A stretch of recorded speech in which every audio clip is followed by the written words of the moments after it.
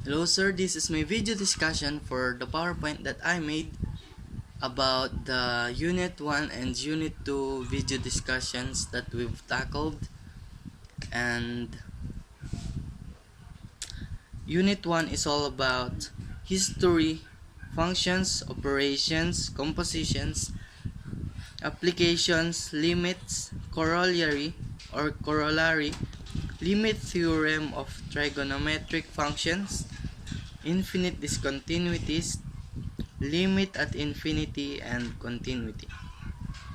The Unit 2 includes 3-step rules, differentiation formulas, chain rule, high-ordered derivatives, and implicit differentiation. Some of the ideas of calculus can be found in the works of the ancient Greek mathematicians. At the time of Archimedes, 287 to 212 BC, and in the works of the early 17th century by René Descartes, 1596 to 1650, Pierre de Fermat, 1601 to 1665, John Wallis, 1616 to 1703, and Isaac Barrow, 1630 to 1677. However, the invention of calculus is often attributed to Sir Isaac Newton, 1642 to 1727, and Gottfried Wilhelm Leibniz, 1646 to 1716, because they began the generalization of unification of the subject. There were other mathematicians of the 17th and 18th century who joined in the development of calculus. Some of them were Jacob Bernoulli, 1654 to 1705, Johann Bernoulli, 1667 to 1748, Leonhard Euler, 1707 to 1783, and Joseph L. Lagrange, 1736 to 1813. However, it wasn't until the 19th century that the processes of calculus were given a sound foundation by such mathematicians as Bernhard Bolzano, Agustin L. Cauchy, Carl Weierstrass, and Richard Dedekind. So that's the historical background of calculus. So let's proceed to the next slide. So in this slide, the topic is functions. A function is a set of ordered pairs in which no two different ordered pairs have been same x coordinate. An equation that produces such a set of ordered pairs defines a function. The set of all admissible values of x is called the domain of the functions, and the set of all resulting values of y is called the range of the function. So let's proceed to the examples. Our equation is f of x is equals to the square root of x minus 2. And our values of x are 3, 6, and 11. Let's solve first for 3.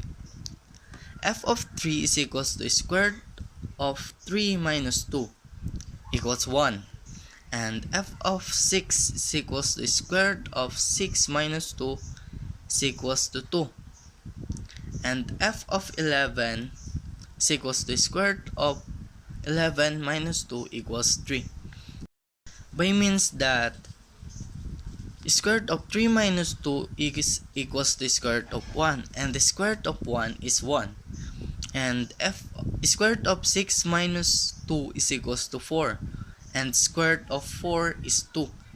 And then 11 minus 2 is equals to 9, and the square root of 9 is 3.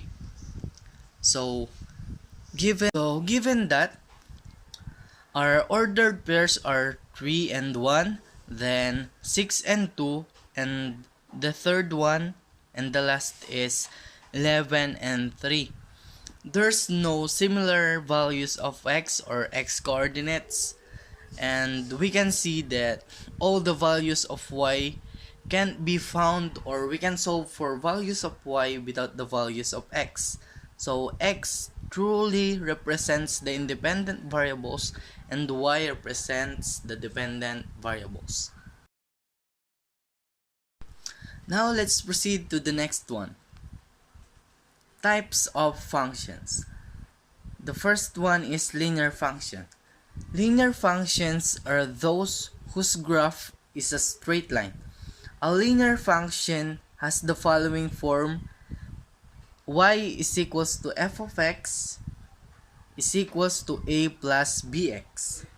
The next one is quadratic function. A quadratic function is one of the form f of x is equals to ax squared plus bx plus c. And the next one is cubic functions. A cubic function is any function of the form y is equals to ax cubed plus bx squared plus cx plus d. Means that linear functions highest exponent or power is only 1, and quadratic functions highest exponent is 2 or the second power. The cubic function highest power or exponent is 3 or third power. Now let's proceed to the next topic. Operations with functions. New functions may be formed from given functions by adding, subtracting, multiplying, and dividing values. Accordingly, these new functions are known as the sum, difference, product, and quotient of the original functions. This topic is just a simple one. In sum, we just have to add the two functions to get the answer,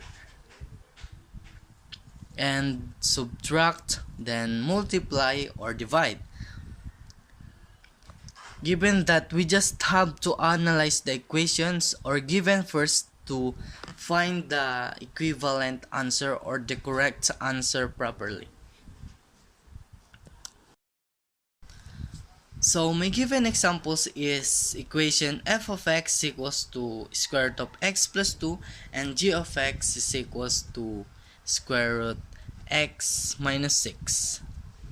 And then I just perform those formulas, like I just add them to get the sum, to get the new functions using the sum formula, subtract, multiply, and divide to get the new functions using the given functions that I give as an example. So let's proceed to the next topic or next slide. So the next topic is composite functions. A function whose values are found from two given functions. Example: f of x is equals to 3x minus 4, then g of x equals to x plus 4.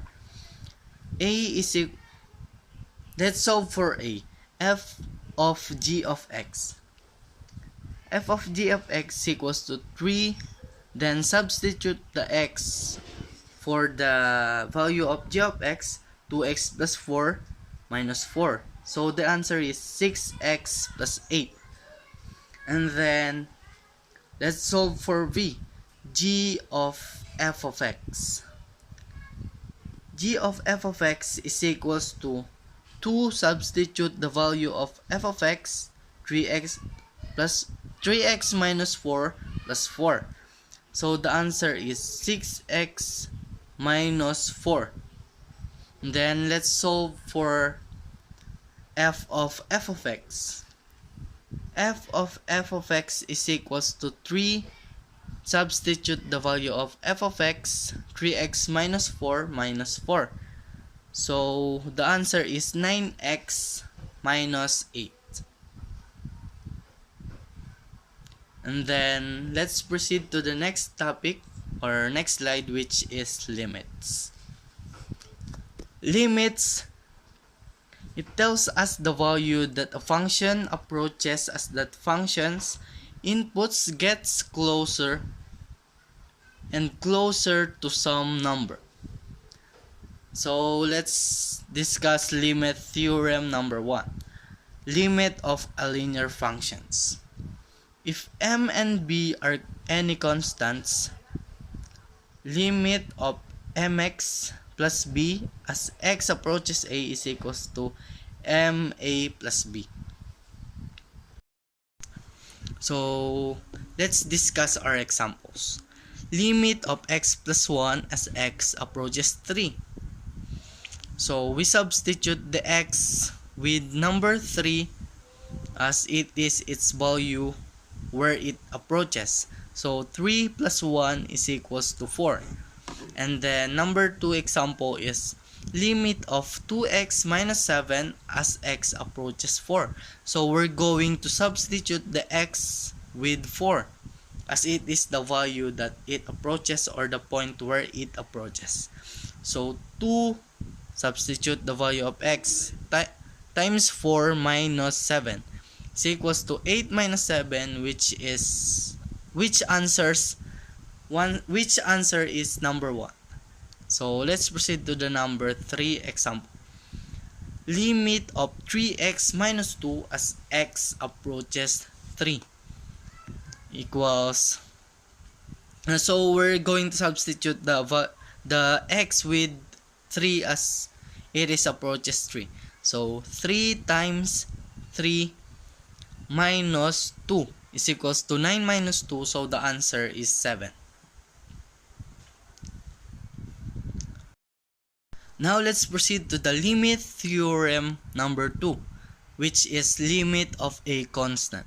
If c is a constant, then for any number a, limit c is equals to limit c as x approaches a is equals to c. Example, limit 5 as x approaches 3 is still equals to 5 even if it is approaches 3 or whatsoever, because it is just a constant and there's no variable to be substituted. And same as the example number 2, which is limit 3 as x approaches 4 is equals to 3. And number 3 example is limit 7 as x approaches 6 is equals to 7. So limit of a constant was its limit will be the constant itself. Let's proceed to the limit theorem number 3. Limit of identity functions. So our first example is limit x as x approaches 5 is equals to 5. And then number 2 example is lim a as a approaches 4. And then lim m as m approaches 7 is equals to 7.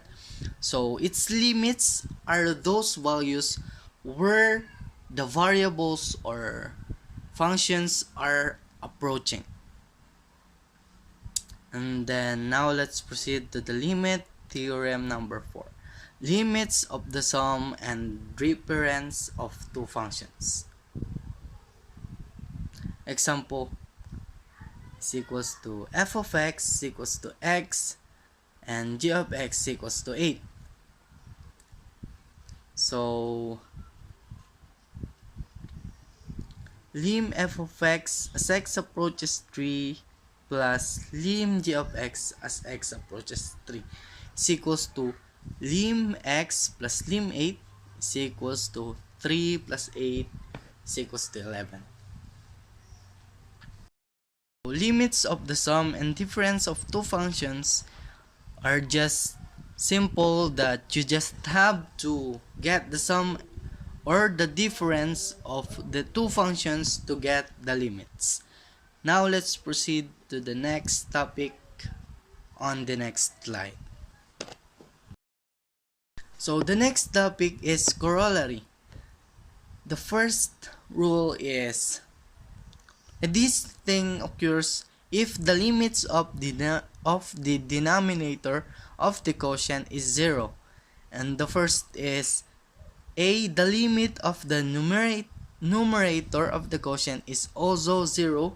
The limit quotient may or may not have a limit. Example, limit x quantity x cubed minus x squared plus x minus 6 divided by quantity x minus 2 as x approaches 2. So I substituted the x with number 2 as x approaches 2. So I substitute the x cubed with 2, so 2 cubed minus 2 squared plus 2 minus 6 over 2 minus 2. So we compute that all, we solve for every single thing on that. It will be 0 over 0, or it means that it may not have a limit. But then if we try to expand it using the synthetic division, it might have a limit. So example, so let's perform synthetic division. The numerator is x cubed minus x squared plus x minus 6. So I performed the synthetic division, then I found the factors x minus 2 multiplied by x squared plus x plus 3. The denominator is x minus 2. So I solved for that. Lim x minus 2 is quantity x squared plus x plus 3 all over or divided by x minus 2 as x approaches 2. So I took the numerator x squared plus x plus 3 and then substitute all the x with number 2 as x approaches 2. So x squared will be 2 squared then plus 2 plus 3. So I get the number 9. So in this case, it has a limit. So the next example is, the next rule is B. The limit of numerator of the quotient is not 0. The quotient has no limit. So our example is limit quantity x squared plus x minus 6 all over x squared minus 6x plus 8 as x approaches 2. So I substitute all those with value of 2. So 2 squared plus 2 minus 6, then divided by 2 squared minus 6 times 2 plus 8 is equals to 0 over 0. So it may not have a limit. So even if we expand this equation, we still have no limit. Like lim of x plus lim of 3, quantity of lim of x plus lim 3 multiplied by lim x minus lim 2 as x approaches 2 divided by lim 3 minus lim 2 multiplied by quantity lim x minus lim 4. So substitute it with the value of 2. 2 plus 3 multiplied by 2 minus 2 all over 2 minus 2 multiplied by 2 minus 4. So the answer will be 5 times 0 over 0 times negative 2. Every number that was multiplied with 0 will be 0. So the answer will be 0. Then in my example, there's a little problem because it can still have a limit by means that x plus 3, quantity x plus 3 multiplied by x minus 2 over x minus 2 multiplied by x minus 4, there will be a cancellation. Like we can perform cancellation. We can cancel x minus 2 with both numerator and denominator. So then it will be 2 plus 5 all over 2 minus 4. It will be 5 over negative 2. So there is still a limit in that way of solving. So let's proceed to the next slide or next topic. Limit theorem of trigonometric functions. So limit theorem of trigonometric function is a function of an angle or an abstract quantity used in trigonometry, including the sine, cosine, tangent, cotangent, secant, and cosecant, and their hyperbolic counterparts. If A is any number in the domain of corresponding trigonometric function, then lim sin x equals to sin A as x approaches A, and lim cos x as x approaches A is equals to cos A. Lim tan x as x approaches A is equals to tan A. And then lim cosecant x as x approaches A will be cosecant A. And lim secant x as x approaches A will be secant A. And lastly, lim cotangent x as x approaches A will be A, as we just substitute the x with A as x approaches A. And our example is lim sin x over x as x approaches 0 is equals to 1. And then lim 1 minus cos x over x as x approaches 0 is equals to 0. And lim tan x as over x as x approaches 0 is equals to 1. So now let's proceed to the infinite discontinuities. An infinity is a type of essential discontinuity where one or both of the one-sided limits go toward infinity. Example, f of x is equals to quantity x squared plus 5 divided by x squared minus 9 is equals to x squared plus 5 over quantity of x minus 3 multiplied by x plus 3. So I took the denominator x minus 3 and then equate x minus 3 and then x plus 3, then I equate them to 0. So x minus 3 equals 0, x is equals to positive 3, and the other one is x equals to negative 3.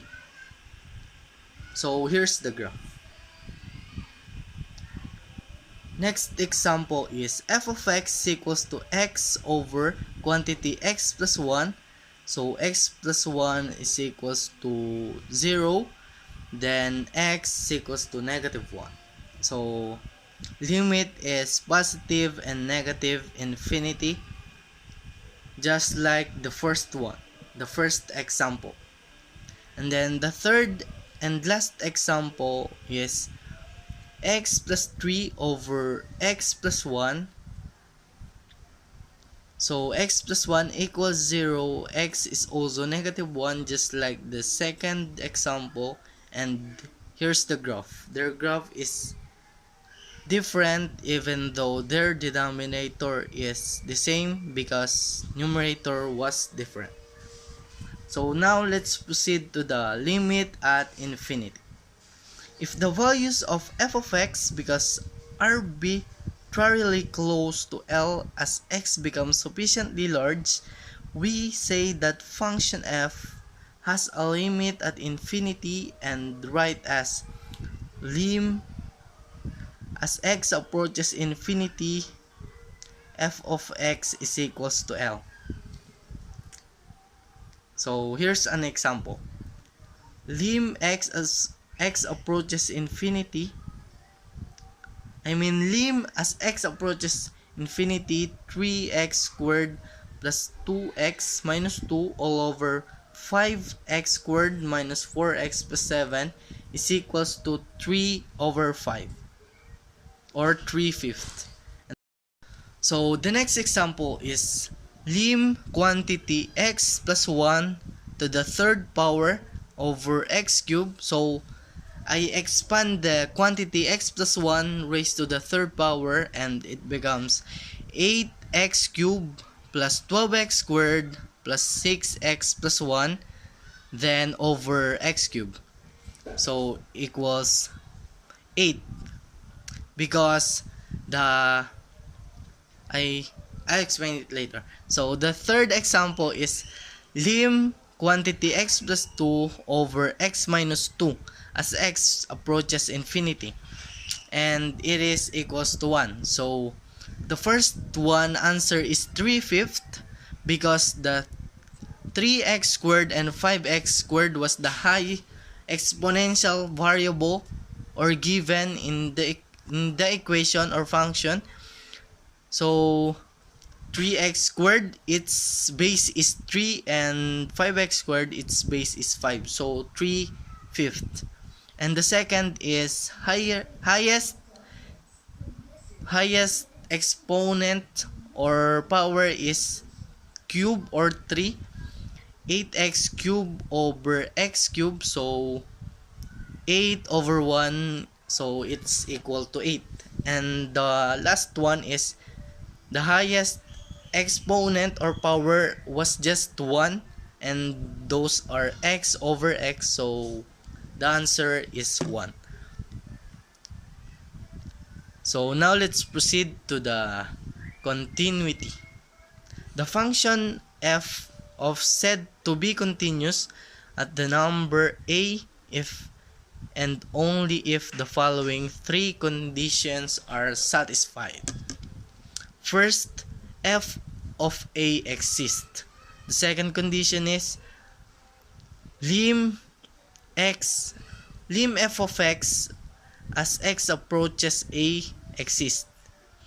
The third one is lim f of x is equals to f of a as x approaches a. So example number 1. F of x is equals to 2x over quantity 3 plus x. Continuous at x is equals to 2. First condition 2. So I substitute the value with 2 as x was continuous to 2. So 2 times 2 over 3 plus 2 is equals to 4 over 5. Check. Second condition is I also substitute the x with 2, so 4 over 5 also. And the third condition was also checked because the first condition and second condition has the same answer and was present.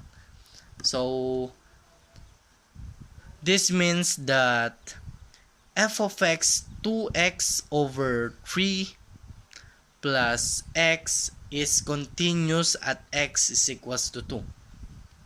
And then second example is f of x equals to x squared minus 1 over x minus 1, continuous at x equals to 1. First condition is f of x equals to substitute the value of x 1 squared minus 1 over 1 minus 1, so 0 over 0, so it is then x squared minus 1 over x minus 1 is not continuous or has discontinuity at x equals to 1.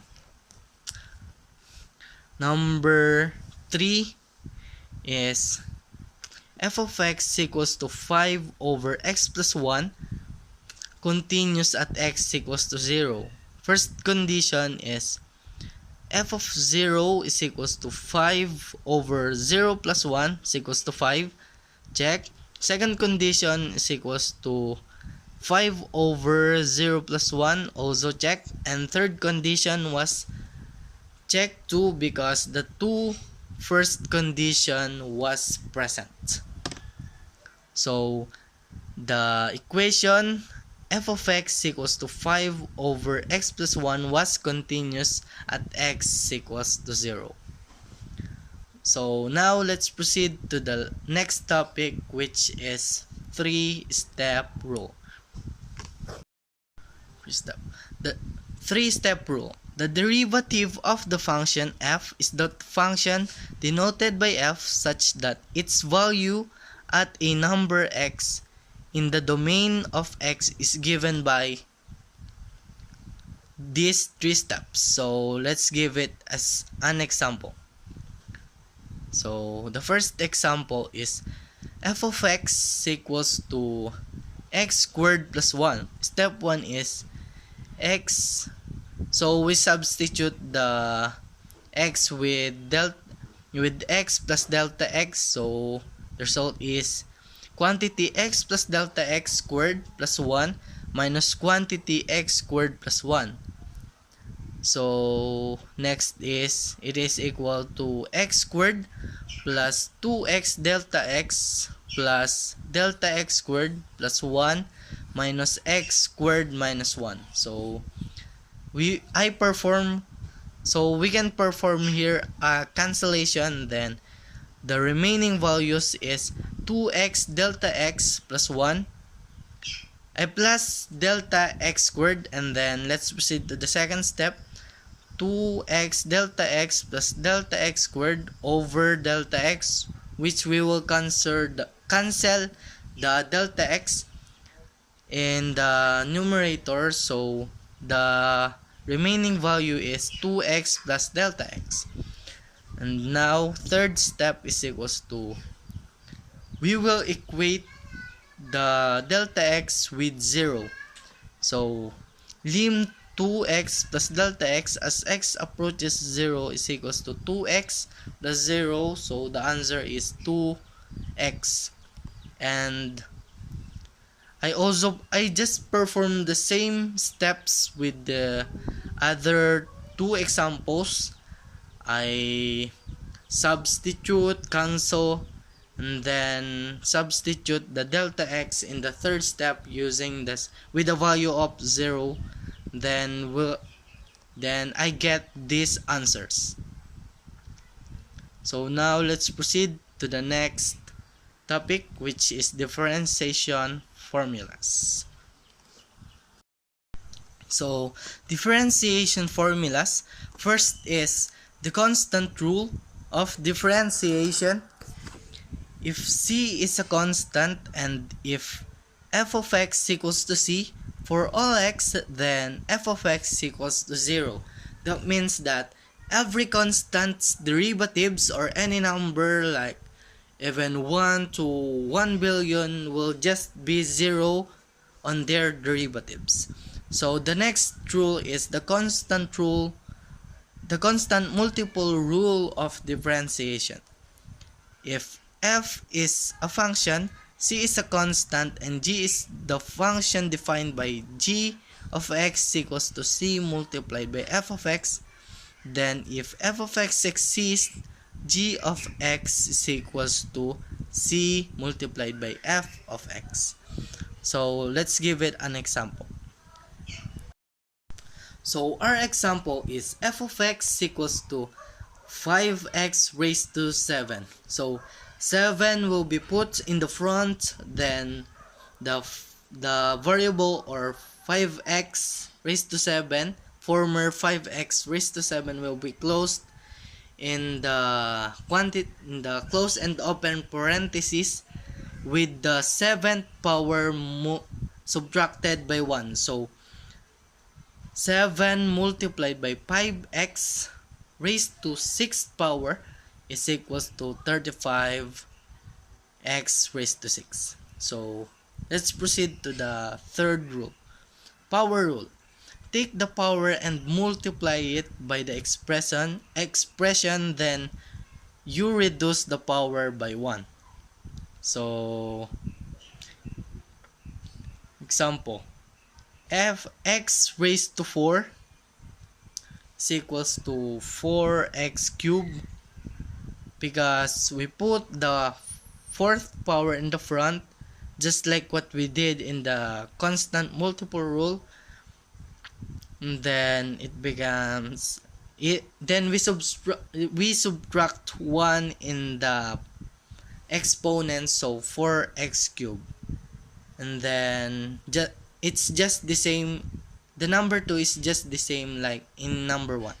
Then the third and fourth are both constant, so they don't have any power because they don't have variable, they are just constant, so they are both 0. The number 5 is equals to 1 over x equals to negative 1 over x squared.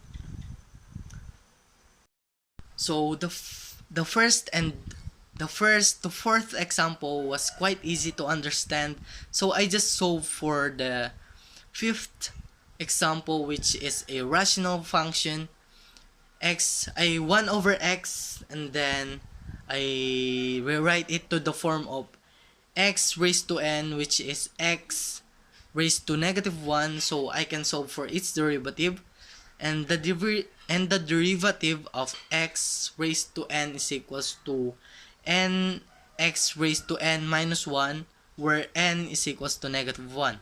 And then it is equals to negative 1x minus 1, negative 1x raised to negative 1 minus 1, which is equal to negative 1x raised to negative 2. And that's the final answer, but there is a negative exponent, so I rewrite it to its original form, which is a rational function form. So it became negative 1 over x squared. So now let's proceed to the next rule. So the next rule is the sum and difference rule of differentiation. So it is also an easy thing to do because you just have to perform addition and subtraction with applying the power rule. So our first example is x squared plus 5. Derivative of it is to get the derivative of it is I get the derivative of each two of them, like derivative of x squared and the derivative of 5. So the power rule applies to this because x squared, then you put the power to the front, then subtract the power with 1, so it will become just 1, so 2x. Then 5 is just a constant and has no power of a variable, so it will be 0, so the answer will be 2x. So that's just what you have to do to get the limit, to get the derivative of a function using the sum and difference rule of differentiation. So let's proceed to the next one, which is the product rule of differentiation. So now it's the product rule. Let's proceed to the example. Number 1, 2x squared multiplied by 3x cubed. So 2x squared multiplied by the derivative of 3x cubed plus 3x cubed multiplied by the derivative of 2x squared. So 2x squared, and then the derivative of 3x cubed was 9x squared plus 3x cubed multiplied by 4x, which is the derivative of 2x squared. So we get the 18x raised to 4 plus 12x raised to 4, which is the final answer is 30x raised to 4. So that's how you get the derivative using the product rule. You just have to first put the first variable to the front, then multiply it with the derivative of the second given or second variable, then plus that second variable multiplied by the derivative of the first variable. So then you perform that, Then after you multiply those both side, then you add them together, then you'll get the derivative using the product rule. Then now let's proceed to the next topic, which is the chain rule. So the chain rule. If the function g is differentiable at x and the function f is differentiable at g of x, then the composite function f of g is differentiable at x, and f multiplied by g of x is equals to f of g of x times g of x. Example, y is equals to 3x squared, quantity 3x squared plus 5 raised to the 100th power. Then is equals to, we put the 100 to the front, then multiplied it with the quantity, and then subtract the power with 1, like 100 multiplied by 3x squared plus 5 raised to 100 power minus 1 multiplied by the derivative of 3x squared plus 5. So 100 3x squared plus 5, 100 minus 1 is 99, multiplied by derivative of 3x squared plus 5 is equals to 6x.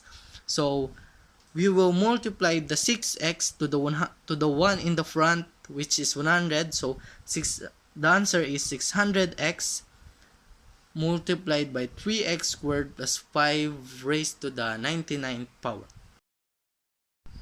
So the second example is sine squared multiplied by 3x. So 2 sine 3x cos 3x multiplied by 3 multiplied by 1.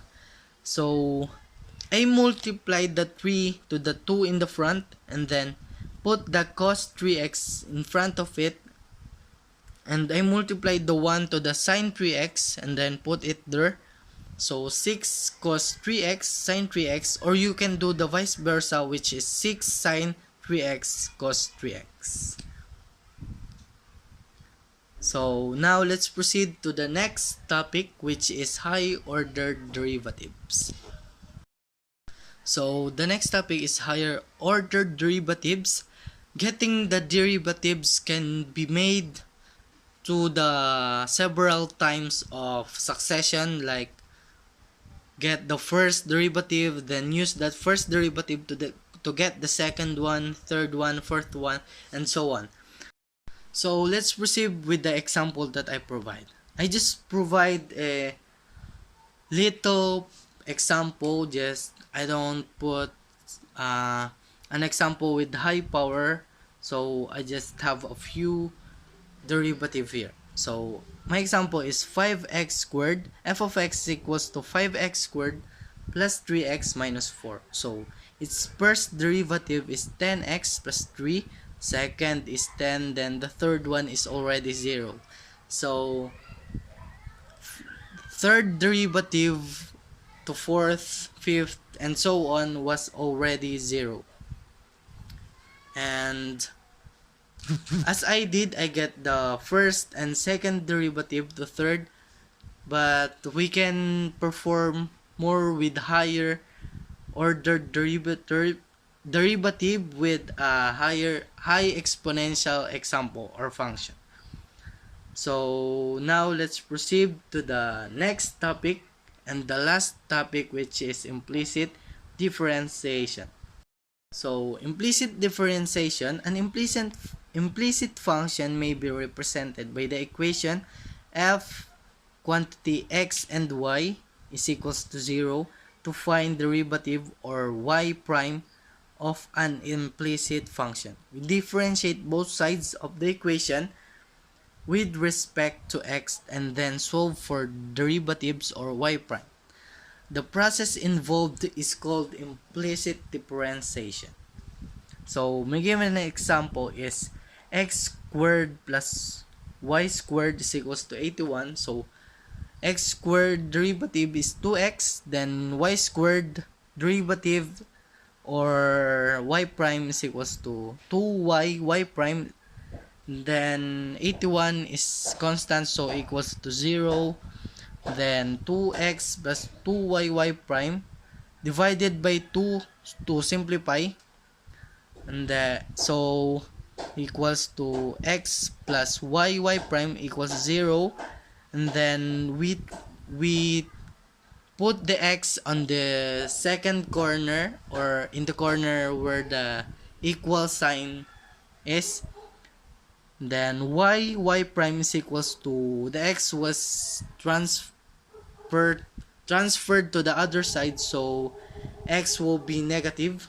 And then y prime over y to make the y prime the ones remaining. And then the answer will be y prime is equals to negative x over y. So we just need to perform the same thing, the same process to get the implicit or the y prime or the derivative using implicit differentiation. You can encounter a lot of example like this. You can encounter an even harder example like this, so the process might be a bit complicated than the example that I gave. So that's the end of the presentation.